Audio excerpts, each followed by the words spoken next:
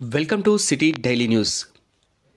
తెలంగాణ రాష్ట్రంలోనే రెండవ అతిపెద్ద మహాదేవాలయంగా ప్రసిద్ధిగాంచిన లక్షడ్పేట సిఎస్ఐ చర్చిలో ఈరోజు క్రిస్మస్ పర్వదినాన్ని పురస్కరించుకొని ముందస్తు వేడుకలను ఘనంగా నిర్వహించారు.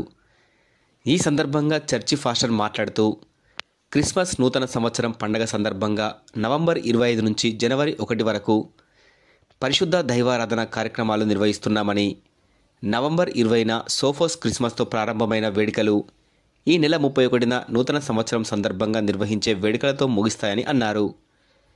ప్రతి మంగళ శుక్రవారాల్లో పశువుల పాక ఆరాధన, క్రిస్మస్ క్యారల్స్ వంటి కార్యక్రమాలు నిర్వహిస్తున్నామని తెలిపారు.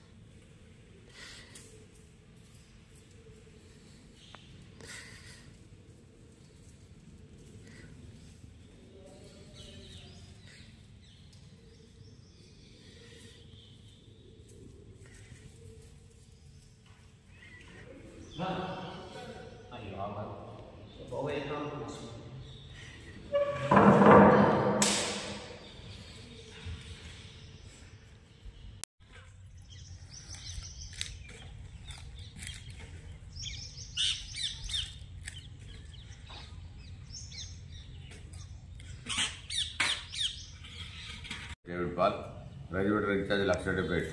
నేను ఇక్కడ ఈ దేవాలయంలో చర్చి ఫాదర్గా పనిచేస్తుంటున్నాను. ఇక్కడ భక్తులకు వచ్చే వారికి దైవ సందేశాలు, క్రీస్తు జననము, క్రీస్తు జీవితము, క్రీస్తు మరణ పునరుత్థానాల గురించినటువంటి విషయాలను వచ్చేటువంటి విశ్వాసులందరికీ బోధించడం ద్వారా బిడ్డలు ఎంతో సంతోషించి, విశ్వసించి, ఆదరణ పొందుకొని గంభీరమైనటువంటి సంతోషాన్ని అందిపుచ్చుకొని వారి విశ్వాసంలో ఎదుగుతుంటున్నారు. 36 గ్రామాల నుంచి చాలా గొప్ప స్థాయిలో ప్రజలందరూ ఇక్కడికి వచ్చి దేవుని ఆరాధించుకొని, దేవుడు చేసే మేలును బట్టి కృతజ్ఞతలు సమర్పించుకొని వారి ఇక్కడ నుంచి సమాధానంతో వెళ్ళడం జరుగుతున్నది. వచ్చినటువంటి భక్తుల కొరకు చాలా చక్కని ఏర్పాట్లు, నీటి వసతి కానీ, ఉండడానికి వసతి కానీ, టెంట్ల ద్వారా దేవాలయంలో చాలా సువిశాలమైన స్థలంలో ఉండడం ద్వారా చాలామంది వందల మంది కూర్చోవడానికి అనుకూలమైన వాతావరణాన్ని ఇక్కడ చర్చి కమిటీ వారి ద్వారా ఏర్పాటు చేయడం జరుగుతున్నది. ఈ స్థలంలో 1936వ సంవత్సరం ఈ దేవాలయాన్ని ప్రతిష్ఠ చేయడం జరిగింది. ఇక్కడ వసతి, హాస్పిటల్, వైద్యాలయము, సామాజిక సేవ గురించి సామాన్య అట్టడుగు ప్రజలకు అంత మాత్రమే కాకుండా కుల, మత, వర్గ, వైషమ్య భేదాలు లేకుండా అన్ని రకముల ప్రజలకు ఇక్కడ వైద్య సేవలు అందించినటువంటి చరిత్ర దాదాపు 80-90 సంవత్సరాల నుంచి ఇక్కడ జరగడం అనేది చాలా గొప్ప విశేషం. ఈ ప్రాంతాల్లో ఇప్పటికి కూడా దీనికి చాలా గొప్ప పేరున్నది. ఆసియా ఖండంలోనే మెదక్ అనంతరం రెండవ పెద్ద దేవాలయంగా ఈ పేరు ప్రఖ్యాతులు గడించింది.